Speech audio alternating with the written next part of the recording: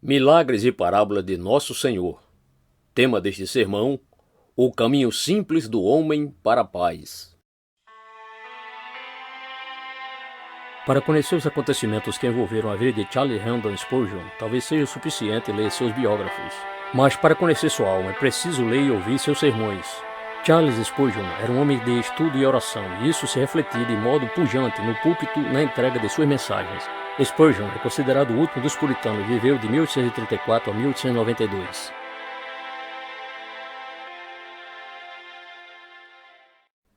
Partindo Jesus dali, seguiram-no 2 cegos que clamavam, dizendo: Tem compaixão de nós, filho de Davi.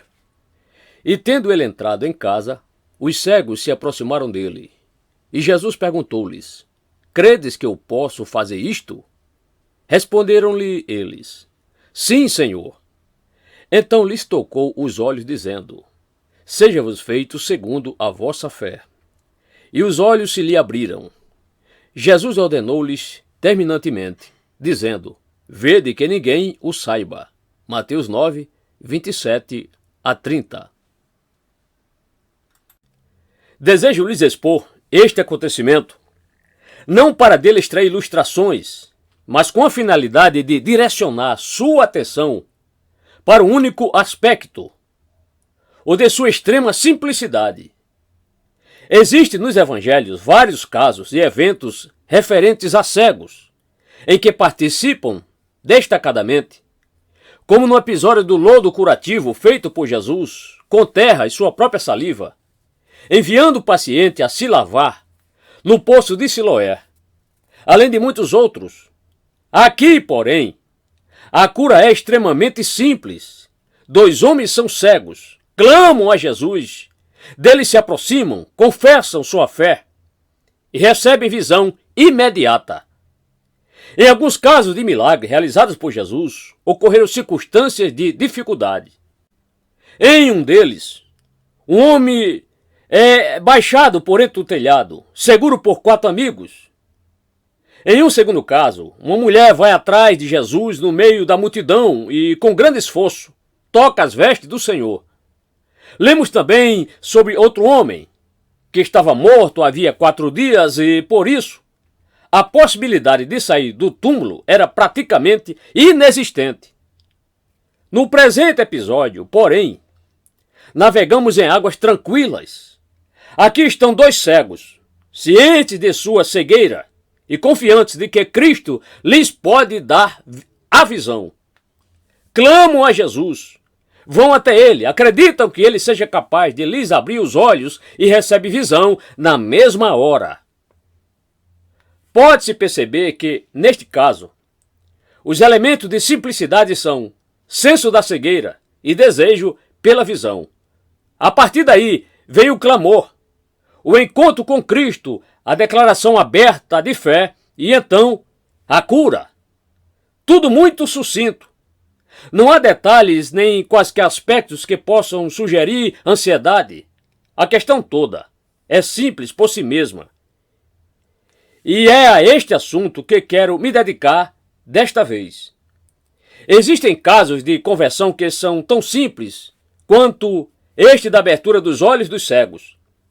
Não devemos duvidar da realidade da obra, da graça neles presentes, a por causa da ausência de eventos singulares ou detalhes tocantes. Não devemos supor que uma conversão possa ser uma obra menos autêntica do Espírito Santo, só pelo fato de ser extremamente simples. Que o Espírito Santo abençoe nossa meditação. Primeiro, para que o nosso sermão possa alcançar muitos, começarei fazendo um comentário. Em primeiro lugar, é fato indubitável que muitas pessoas enfrentam sérios problemas para poderem chegar a Cristo. De fato, deve-se admitir que nem todos chegam a Ele de maneira tão imediata como os 2 cegos. Existem exemplos registrados em biografias, muitos dos quais nos são conhecidos e talvez nosso próprio exemplo esteja entre eles, em que chegar a Cristo foi uma questão de luta, esforço, decepção, longa espera e, por fim, uma espécie de desespero por meio do qual somos forçados a chegar a Cristo. Na obra O Peregrino, de John Bunyan, vê-se a descrição de como o personagem principal chega ao portão escrito. O personagem de nome Evangelista lhe aponta uma luz e um portão, e ele segue por aquele caminho de acordo com sua orientação.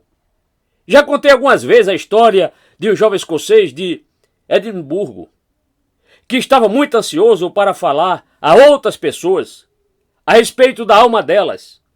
Assim, certa manhã, ele se dirigiu a uma senhora, uma velha peixeira de Musselburgh, e foi dizendo: "Então, aqui você está com seu fardo." "É", respondeu ela. Então lhe perguntou: "Já sentiu alguma vez o peso de um fardo espiritual?" "Sim", disse ela, um pouco mais à vontade. "Eu sentia um fardo espiritual alguns anos atrás, antes de você nascer, mas me livrei dele. Só que eu não fiz como fez o peregrino de Bunyan, não." Nosso jovem amigo ficou bastante surpreso ao ouvir isso. Achou que ela deveria estar cometendo um grave erro e lhe pediu que explicasse. "Bem", disse ela, "quando comecei a ficar preocupada com minha alma, ouvi um verdadeiro ministro do Evangelho.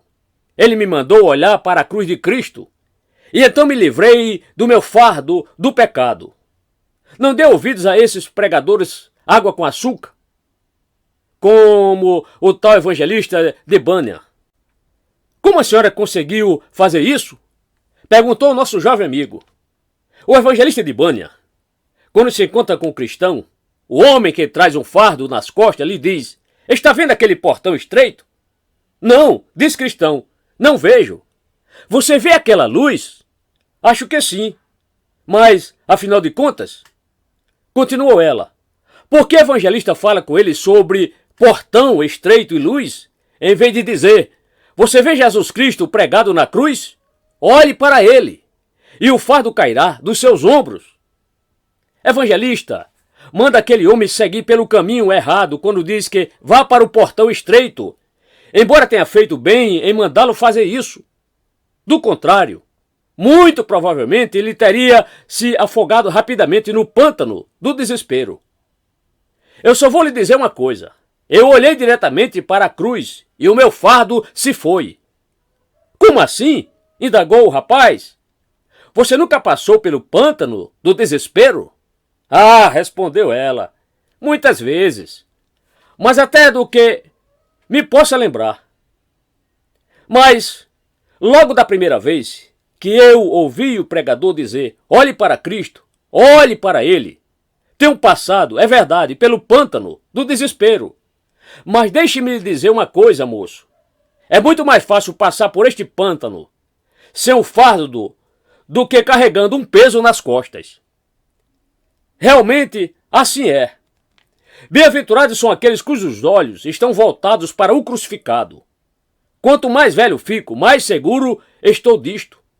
Devemos cada vez mais deixar o nosso eu em todos os aspectos e olharmos para Jesus, se quisermos permanecer em paz. Contudo, será que John Bunyan estava errado? Certamente que não. Ele estava somente descrevendo as coisas de uma maneira geral. E aquela senhora estava errada? Não. Ela estava totalmente certa. Estava descrevendo as coisas como devem ser. E como é o nosso desejo que sempre fossem. Ainda assim, a experiência humana nem sempre é como deveria ser. E muitas das experiências dos cristãos não são, de modo algum, experiências cristãs. Um fato a lamentar, mas que temos de admitir, é que um grande número de pessoas, antes de chegar à cruz e ali deixar seu fardo, trilha caminhos os mais diversos, tentando aplicar esse ou aquele plano, alcançando pouquíssimo sucesso, em vez de chegar diretamente a Cristo como está, olhar para ele e encontrar imediatamente a luz e a vida. Mas qual é o motivo de muitas demorarem tanto para chegar a Cristo? Primeiramente, respondo que, em alguns casos, é por ignorância. Talvez não exista outro assunto sobre o qual os homens sejam tão ignorantes quanto o Evangelho. Não é pregado em centenas de lugares? Sim, graças a Deus. Ele é.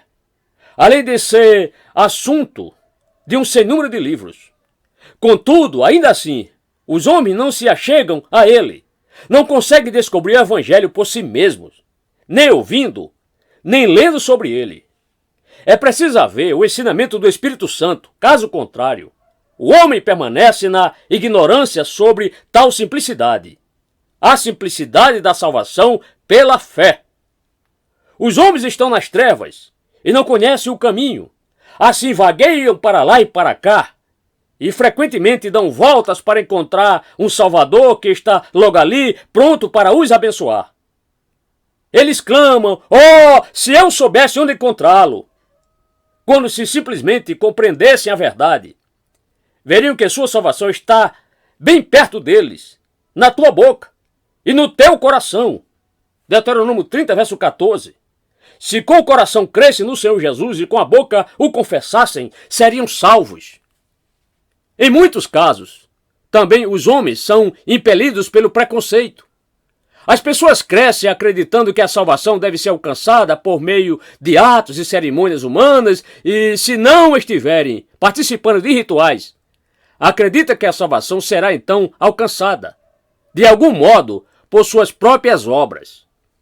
Muitas pessoas têm aprendido um tipo de evangelho meio a meio, parte lei e parte graça, e assim sendo, estão presas sob um denso nevoeiro a respeito da salvação. Sabem que a redenção tem alguma relação com Cristo, mas também acreditam numa mistura. Não conseguem entender que Cristo é tudo ou nada.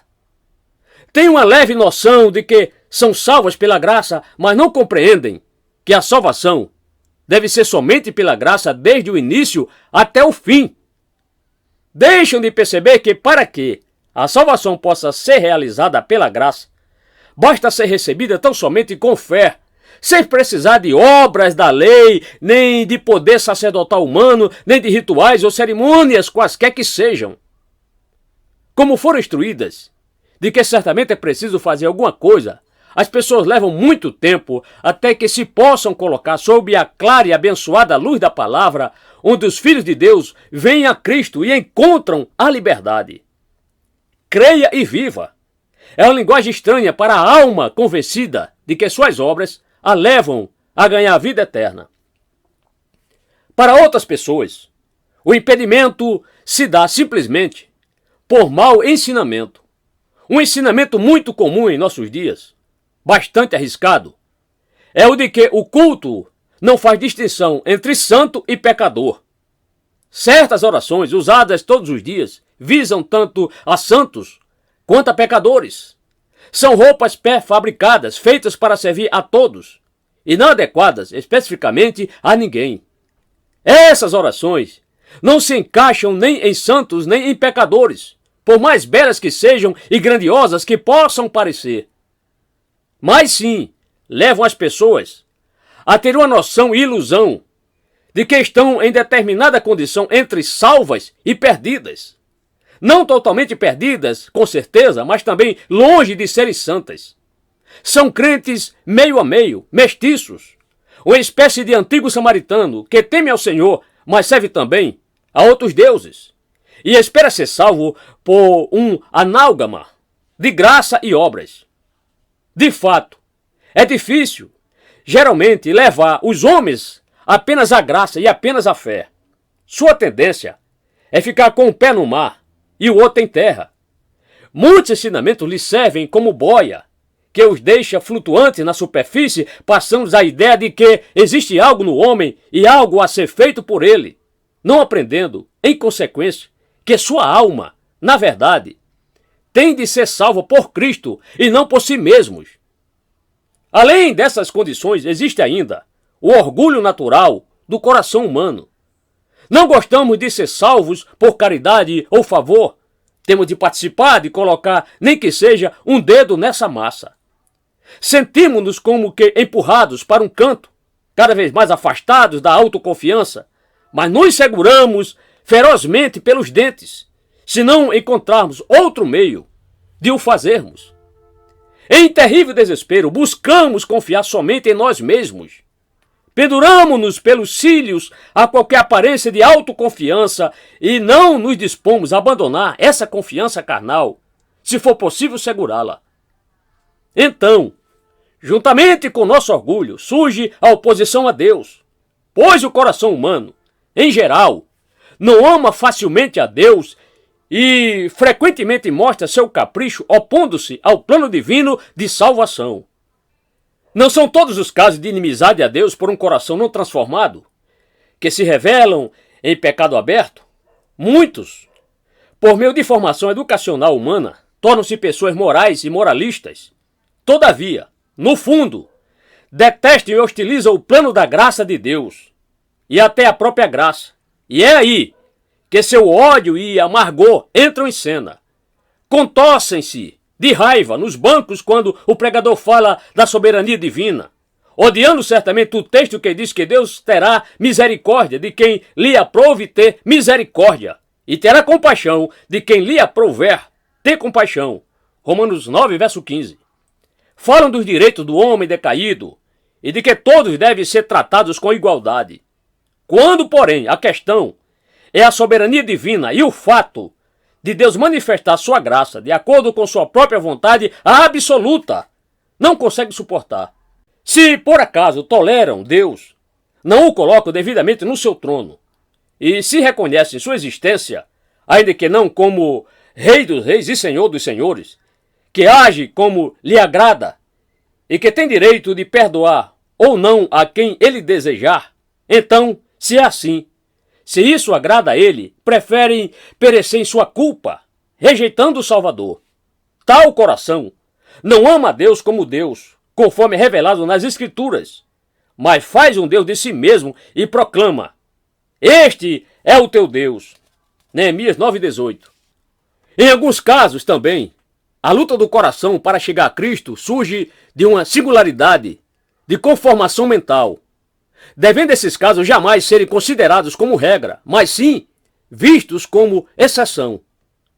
Tomemos, por exemplo, o caso de John Bunyan, ao qual já me referi anteriormente.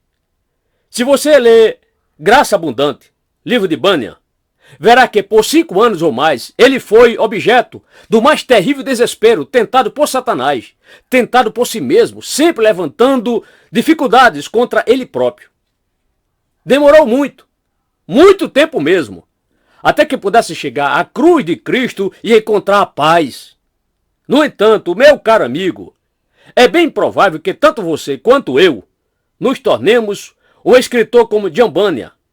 Podemos nos tornar, no máximo, latoeiro, que era sua profissão, mas nunca escreveremos uma obra-prima como O Peregrino. Podemos também imitá-lo em sua pobreza, mas é bastante provável que nunca nos igualemos à sua genialidade. O homem dotado de uma tal imaginação, cheio de sonhos extraordinários, não nasce todo dia, e quando surge, seu talento nem sempre significa um avanço na direção de uma vida tranquila. Purificada e santificada, a imaginação de Bunyan, sua obra-prima, pode ser apreciada com suas maravilhosas alegorias. Contudo, enquanto não renovado e reconciliado com Deus, com tal mente tão singularmente formada, mas tão destituída de instrução, criado, como fora, na mais rude camara da sociedade, ele trazia consigo uma terrível carga de talento. Sua admirável fantasia teria operado nele uma extraordinária aflição, se não tivesse sido controlada pelo Espírito Divino. Não é admirável que, ao chegar um belo dia, seus olhos velados em tão densa escuridão pudessem suportar a luz, e aquele homem passasse a considerar suas trevas ainda mais escuras quando a luz passou a brilhar sobre ele? Bunyan foi assim. Assim um homem único em seu gênero. Não regra, mas exceção. Você também, meu amigo, pode ser uma pessoa diferente. Existe uma grande possibilidade de que o seja. Eu o compreendo, pois eu mesmo me considero um tanto assim. Mas não imagine que existe uma lei que determine que todo mundo deva ser diferente. Se eu e você tivermos de andar por caminhos tortuosos, não quer dizer que todo mundo deva seguir nosso mau exemplo. Sejamos gratos a Deus pelo fato de que a mente de algumas pessoas é menos incomum ou mal formada quanto a nossa e não estabeleçamos nossa experiência como padrão para as outras pessoas. Não há dúvida de que dificuldades podem surgir de determinada qualidade da mente com a qual Deus possa ter dotado alguns, ou ser natural, uma depressão espiritual para outros, tornando-os peculiares por toda a sua vida. Alguns existem, além disso, que não se achegam a Cristo por causa de ataques de Satanás. Você se lembra da história do filho a quem o pai queria levar a Jesus, mas quando ele vinha chegando, o demônio o derribou e o convulsionou. Lucas 9,42. O espírito maligno, sabendo que o seu tempo era curto e seria expulso de sua vítima, o jogava no chão e fazia que se debatesse em epilepsia, deixando-o como morto. É isso que o diabo faz com muitos. Lança-se sobre eles com toda a brutalidade de sua natureza maligna e emprega neles toda a sua maldade, por temer que está prestes a ser expulso e não será mais capaz de tiranizá-los. Como disse o Watts, busca a quem possa tragar com maligna alegria. Contudo, se alguém se achegar a Cristo e o diabo não tiver mais permissão de investir contra tal pessoa, se achegar a Cristo e não existir nada de diferente em sua experiência, se achegar a Cristo e o orgulho e a oposição forem vencidos em sua natureza, se alguém se achegar a Cristo e não for ignorante, mas prontamente vir à luz, regozijemo-nos.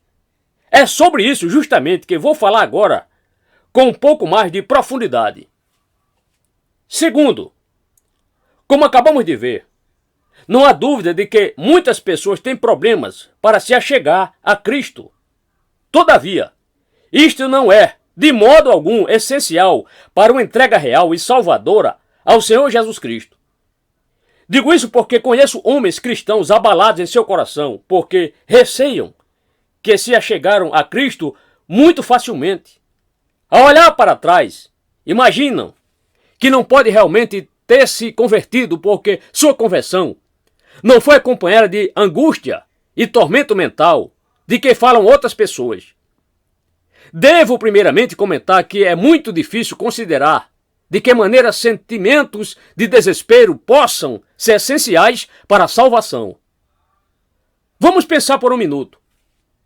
Existe alguma possibilidade de a descrença ajudar uma alma a chegar à fé?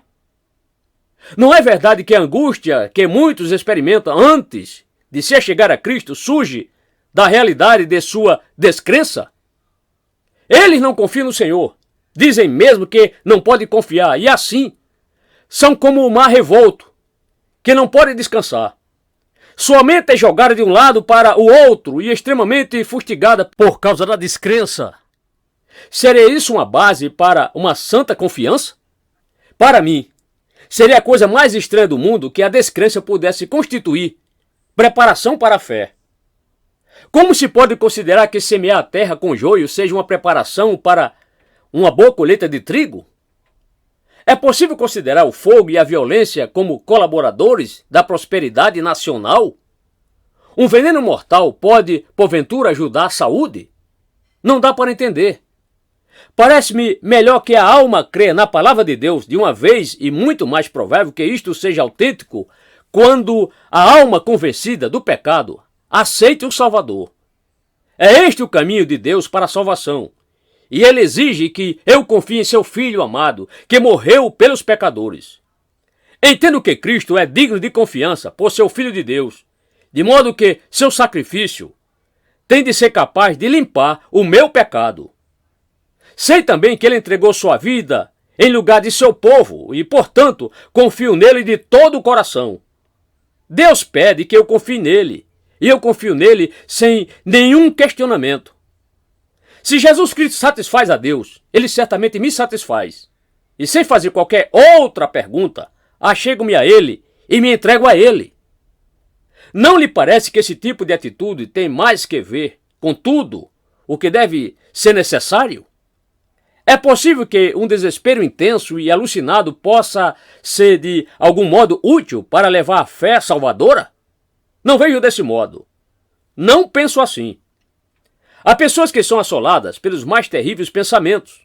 Imaginam que Deus não pode perdoá-las, ou que, mesmo que pudesse perdoá-las, não o faria, porque elas não fazem parte do grupo dos seus eleitos e redimidos.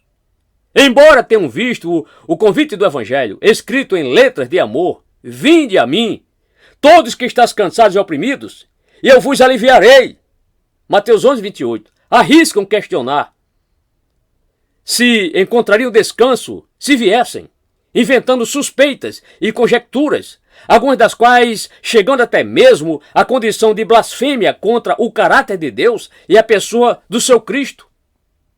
De fato, creio que tais pessoas seriam perdoadas de acordo com a riqueza da graça divina, mas não posso imaginar que seus pensamentos pecaminosos as ajudem a alcançar o perdão. Tenho consciência de que meus próprios pensamentos obscuros sobre Deus, os quais deixaram cicatrizes em meu espírito, foram lavados juntamente com todos os outros pecados. Se havia qualquer bem nessas coisas, ou se posso olhar para trás em sua direção sem sentir vergonha e arrependimento, é coisa que não sei. Não posso ver a utilidade que possam ter para alguém. Será que um banho de tinta remove as manchas de uma pessoa? Pode o pecador ser removido se pecarmos mais? É impossível que o pecado possa adicionar graça, e que o maior de todos os pecados, o pecado da incredulidade, possa ajudar alguém a se achegar à fé. Contudo, repito mais uma vez, meus amigos, muitas dessas lutas e da perturbação interior que alguns têm experimentado são obra do diabo. Seria então essencial para a salvação que o homem estivesse debaixo da influência de Satanás? Haveria necessidade de o diabo ajudar Cristo? Seria absolutamente essencial que os dedos sujos do diabo estivessem em ação juntamente com as mãos imaculadas do Redentor? Impossível!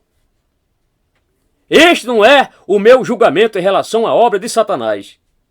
E penso eu também, não será o seu. Se você analisar tudo isso, se você nunca foi levado a blasfemar ou ficar desesperado por obra de Satanás, graças a Deus por nunca ter acontecido. Você nada teria ganhado com isso, mas seria sim um grande perdedor. Que ninguém quer imaginar que, caso tivesse sido presa de sugestões perturbadoras, sua conversão teria uma marca de autenticidade maior. Nenhum erro seria mais infundado do que este. Não há como o diabo ser de qualquer utilidade a qualquer um de nós. Ele só pode causar danos e nada mais do que isso. Toda flecha que lança fere e não cura. O próprio Bunyan diz, quando fala do seu personagem cristão lutando contra Apolion, que embora ele haja alcançado a vitória, não era mais vencedor por causa disso. Seria melhor a um homem dar muitas voltas caminhando aos trancos e barrancos a entrar em conflito com Apolion. Tudo que é essencial para a conversão é encontrado no caminho mais simples de se chegar diretamente a Jesus. Devemos enfrentar todas as coisas, há mais que vierem, mas certamente não devemos buscá-las. É fácil constatar como as tentações satânicas nos estorvam e como mantém os homens presos a um fardo quando eles deveriam estar livres, mas é difícil dizer qual o bem que poderiam fazer.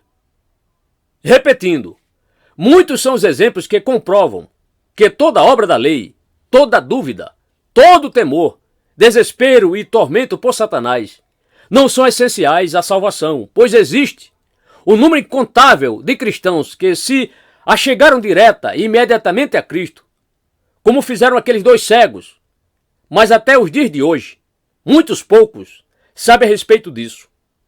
Eu poderia até chamar agora aqui à frente alguns irmãos que certamente iriam declarar com sinceridade que, durante esta minha pregação, sobre a experiência dos que têm vindo a Cristo com dificuldade, ficaram felizes que isso tenha sido pregado, mas que, na verdade, sentiram também algo assim, como não sabemos que nada disso tenha acontecido em nossa experiência pessoal, tendo sido, provavelmente, ensinados desde a infância ou a juventude nos caminhos de Deus, instruídos por pais piedosos, eles se colocaram debaixo da influência do Espírito Santo bem no início de sua vida.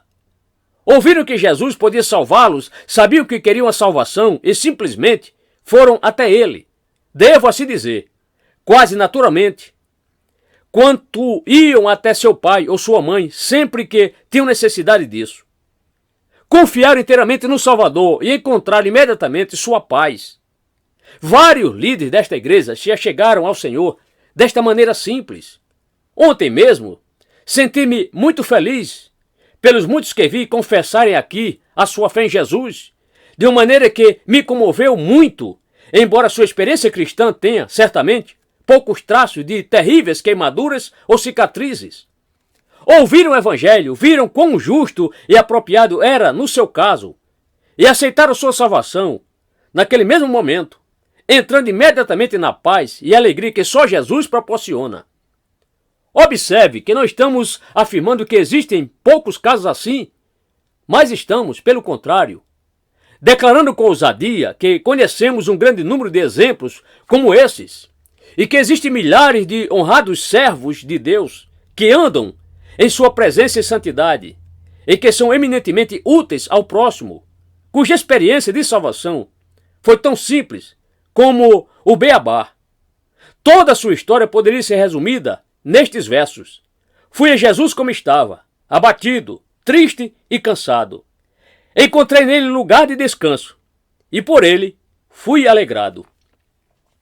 Vou ainda mais além, para garantir que muitos desses, que dão as melhores evidências de que foram renovados pela graça, não têm como contar sobre o dia em que foram salvos, nem atribuir sua conversão a apenas um único sermão, a determinado contexto das Escrituras ou a qualquer outro evento de sua vida.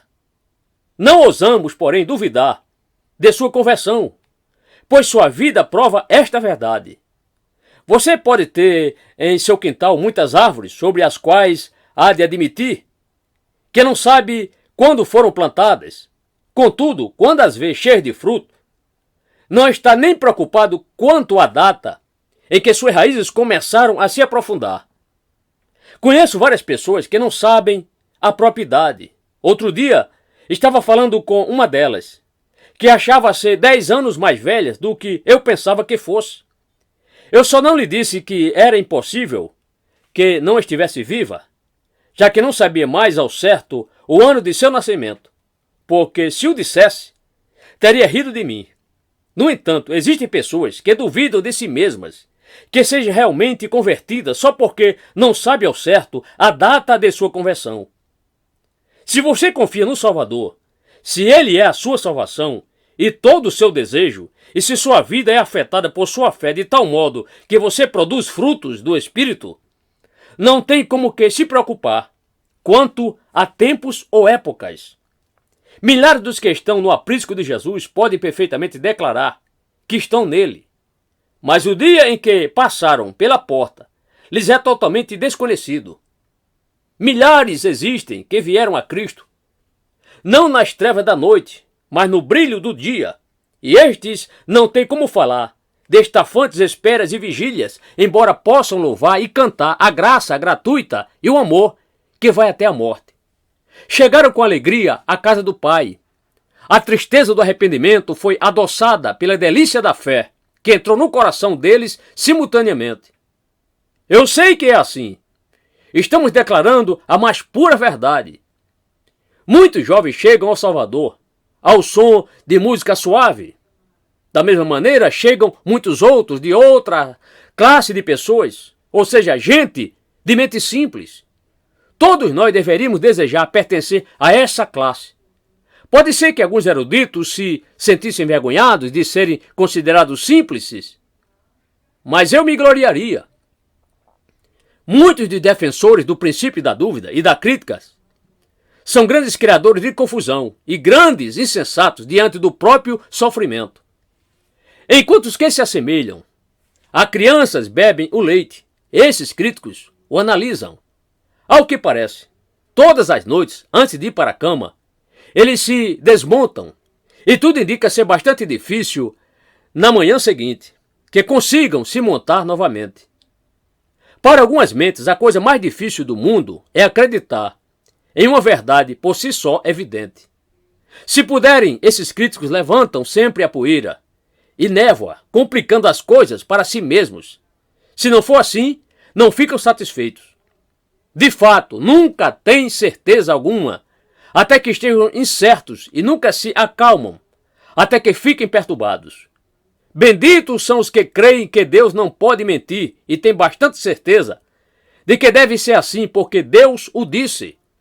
São esses que se lançam em Cristo, quer afundem, quer nadem, porque se a salvação de Cristo é o caminho de Deus para salvar o homem, deve ser o caminho correto, e sendo assim, o aceitam. Eu lhes digo que muitos chegaram a Cristo dessa maneira. Agora, indo um pouco mais adiante, tudo que é essencial para a salvação está na maneira simples, agradável e feliz de se chegar a Jesus, tal como você o fez. O que é essencial? Primeiro, arrependimento. Nossos queridos irmãos que chegam a Cristo, embora não sintam remorso, detestam o pecado que um dia amaram. Embora hajam conhecido o horror do inferno, sentem o que é pior, o terror do pecado.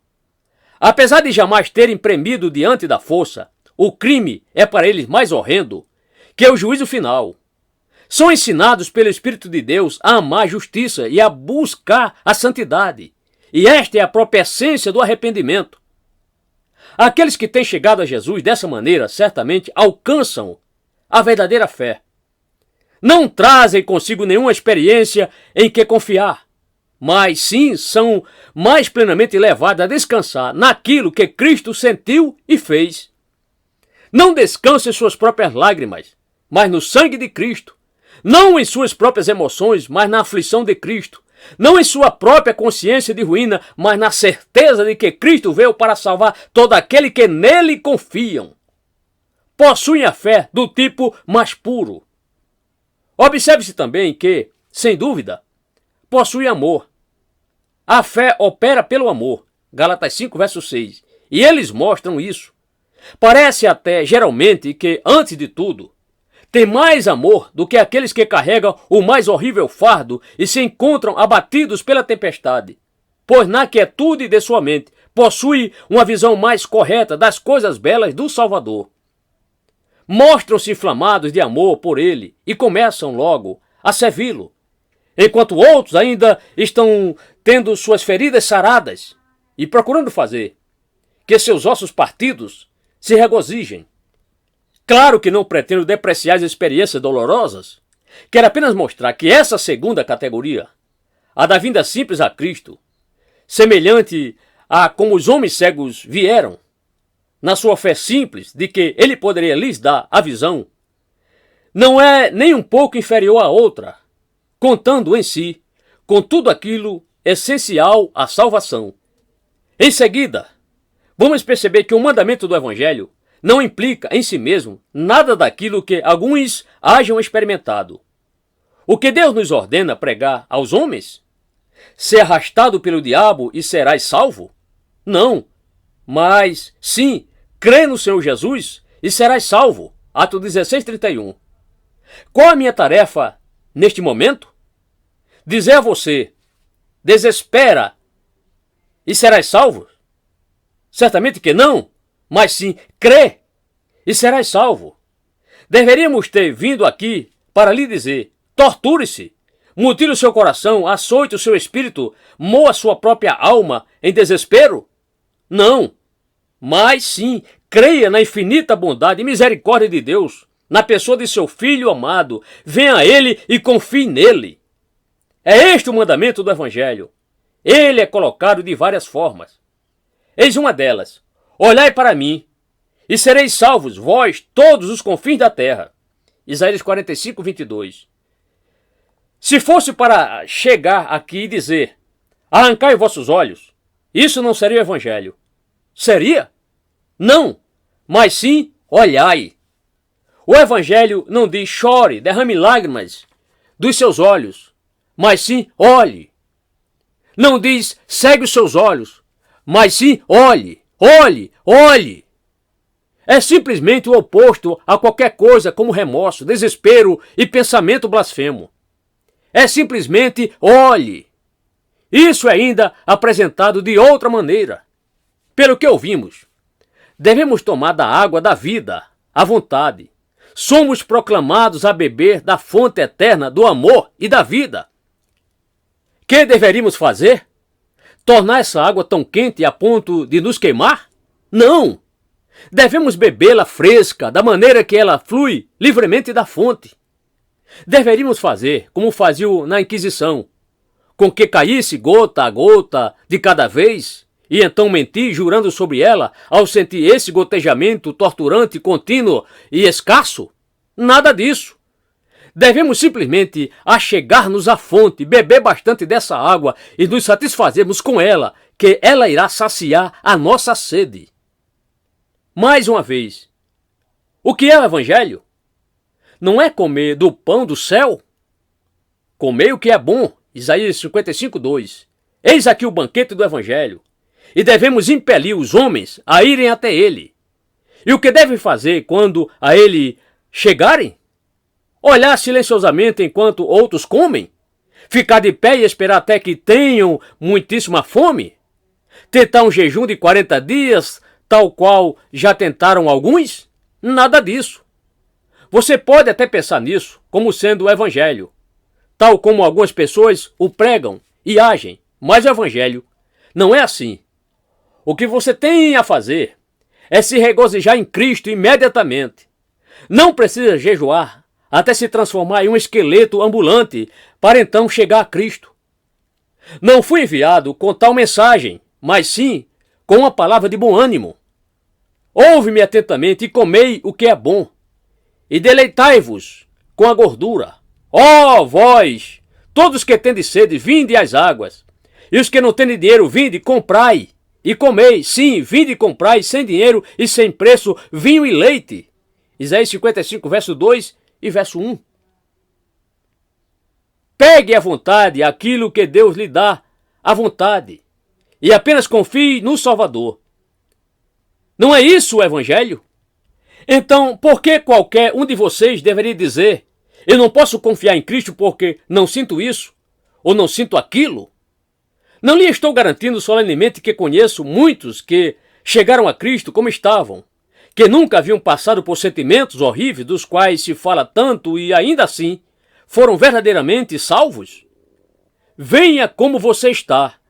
Não tente criar retidão a partir da sua impiedade, nem confiança a partir de sua descrença, nem um Cristo a partir de suas blasfêmias, como alguns parecem fazer. Não fique louco tentando imaginar em vão que tipo de desespero possa servir como fundamento para a sua esperança. Não há desespero algum que eu possa fazer. Você deve sair de si mesmo e ir até Cristo. Ali você estará seguro. Tal como responderam os cegos quando Cristo lhes perguntou: credes que eu posso fazer isso? Você deve lhe responder: sim, Senhor. Entregue-se inteiramente ao seu Salvador, e ele será o seu Salvador.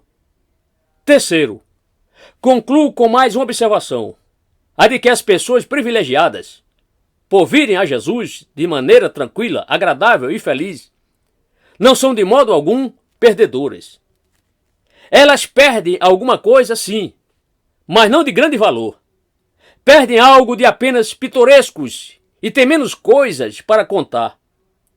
Quando uma pessoa passa por uma série de provações que procuram afastá-la de Cristo e finalmente chega ao Senhor, como um navio avariado que atraca no porto, tem quase sempre muito o que falar e escrever, e talvez ache interessante poder contar tudo isso. Se puder fazê-lo para a glória de Deus, é bastante adequado que eu faça.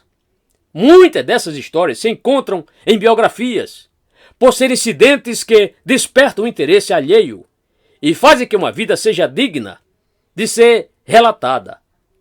Mas não se deve concluir, por isso, que todas as vidas piedosas sejam semelhantes. Bem-aventurados são aqueles cujas vidas não precisam ser escritas, porque os protagonistas estão satisfeitos e felizes demais com a vida tranquila que levam. Vidas mais favorecidas nunca foram relatadas por escrito, porque não há nada de pitoresco ou curioso demais em relação a elas. Eu lhe pergunto o seguinte: quando aqueles homens cegos vieram a Jesus como estavam e disseram que eles acreditavam que ele poderia lhes abrir os olhos, e o que ele de fato fez, não há em sua história o necessário e o bastante de Cristo que deveria haver? Os homens se encontram ali em destaque. Sim, mas é o mestre da cura que se acha em primeiro plano. Mais detalhes provavelmente excluíram a proeminência peculiar que ele tem de ter em tudo. Ali está ele, o bendito e glorioso abridor dos olhos de dois homens cegos. Ali está ele, somente ele. E o seu nome é glorioso. Houve também uma mulher que gastara todos os seus recursos com médicos sem conseguir melhorar e, pelo contrário, piorava cada vez mais. Essa mulher tinha muita história para contar sobre os vários médicos a quem havia procurado. Mas não sei realmente se a narrativa das suas muitas decepções glorificaria o Senhor Jesus de alguma forma, além do que é feito quando os dois homens cegos, curados, puderam depois contar a história deles. Nós ouvimos falar dele, fomos até ele, e ele abriu os nossos olhos. Nunca gastamos uma moeda sequer com médicos. Fomos direto a Jesus, tal qual estávamos. E tudo o que ele nos disse foi: vocês acham que eu posso fazer isso? E nós dissemos: sim, nós cremos que tu podes. Então, ele nos abriu os olhos imediatamente. Foi isso que aconteceu. Oh, se a minha própria experiência pessoal pudesse ser colocada sobre a luz do Mestre, de nada valeria, por maior que fosse. Que Cristo seja sempre o primeiro, o último, o do meio. Vocês não dizem o mesmo, meus irmãos? Se você, pobre pecador, vier a Cristo de uma vez por todas, sem ter nada o que falar, se for simplesmente um Zé Ninguém, que está se acercando do bendito tudo, se for simplesmente um nada, que se achega àquele que é tudo em todos, se for um amontoado de pecados e miséria, um grande vácuo, nada além de um vazio que não é digno de qualquer menção, se vier se entregar sua graça infinitamente gloriosa, isso será plenamente suficiente. Parece-me que você nada irá perder por nada existir de pitoresco ou sensacional em sua experiência. Haverá somente uma grande sensação, a de perdido em si, mas salvo em Jesus, glória seja dada ao seu nome. Talvez você imagine que pessoas que venham assim tão tranquilamente percam alguma coisa mais tarde. Ah, disse-me alguém certa vez, eu quase tenho desejado, às vezes, ter sido um transgressor, que pudesse sentir uma grande mudança no meu caráter. Isso porque, tendo sido sempre uma pessoa de moral desde a minha juventude, nem sempre sou capaz de ver qualquer marca distinta de mudança com a salvação. Todavia, essa forma de evidência, meus amigos, é de pouco uso nos meios das trevas.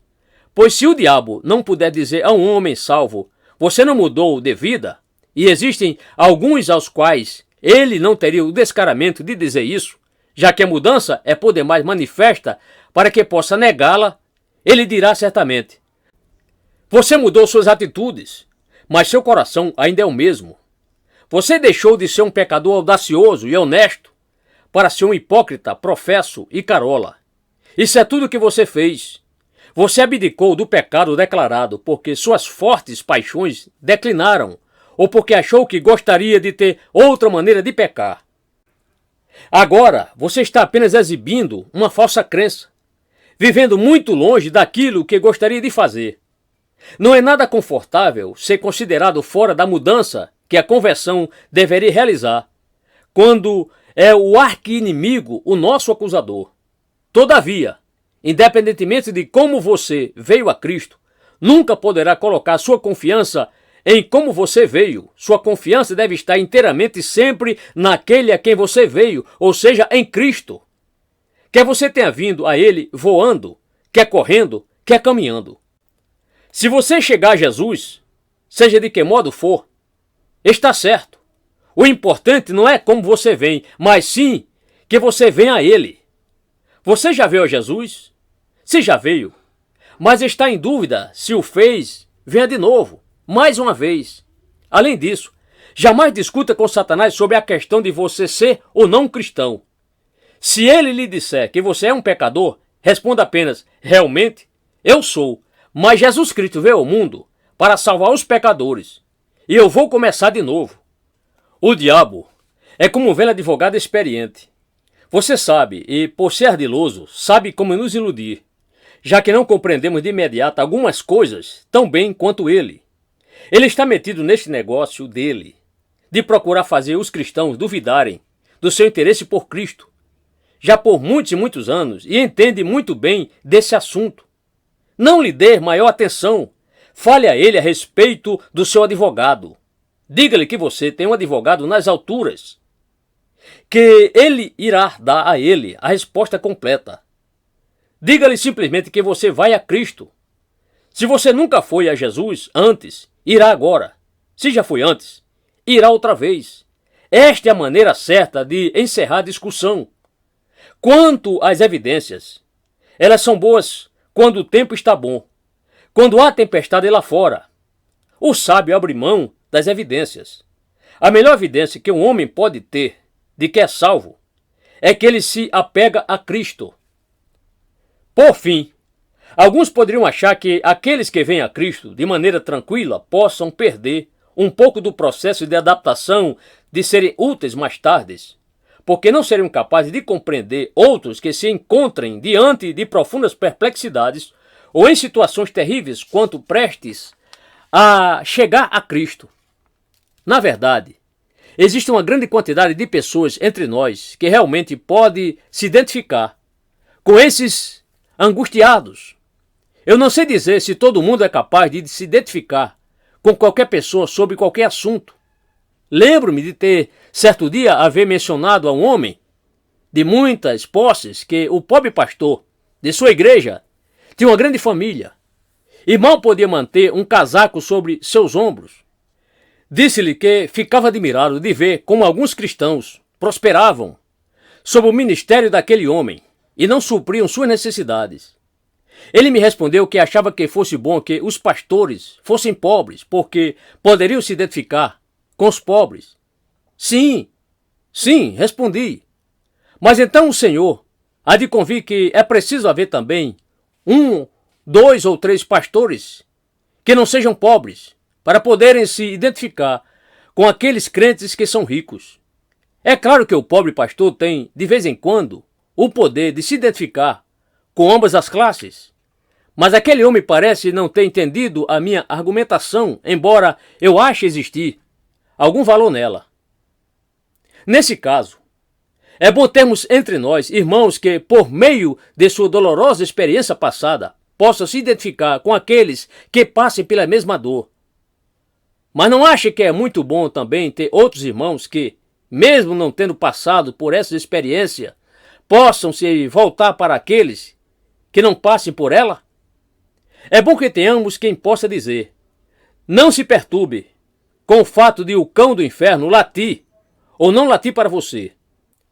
Se você passou pelo portão de maneira calma e tranquila e Cristo o recebeu, não se preocupe com o fato de o diabo ter ou não latido para você, pois eu também cheguei a Jesus de maneira tão calma, segura e doce como você.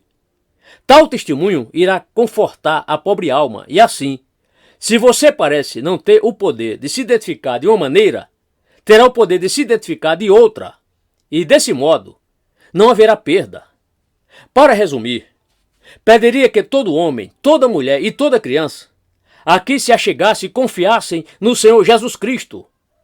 Parece-me que o plano de salvação é inigualável, pois a parte de Cristo foi tomar sobre si o pecado humano e sofrer no lugar do pecador.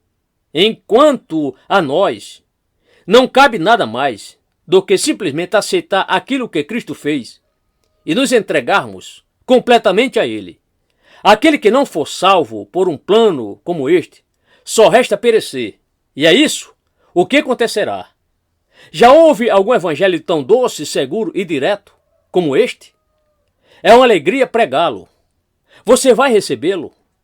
Queridas almas, Vocês não desejam abdicar de tudo para ser nada e ter Jesus, para que Ele seja tudo em todos? Que Deus não permita que nenhum de nós rejeite este caminho de graça, este caminho aberto, este caminho seguro. Venha, não demore mais. O Espírito e a noiva dizem: vem. Senhor, que Tu os atraias ao amor de Jesus. Amém.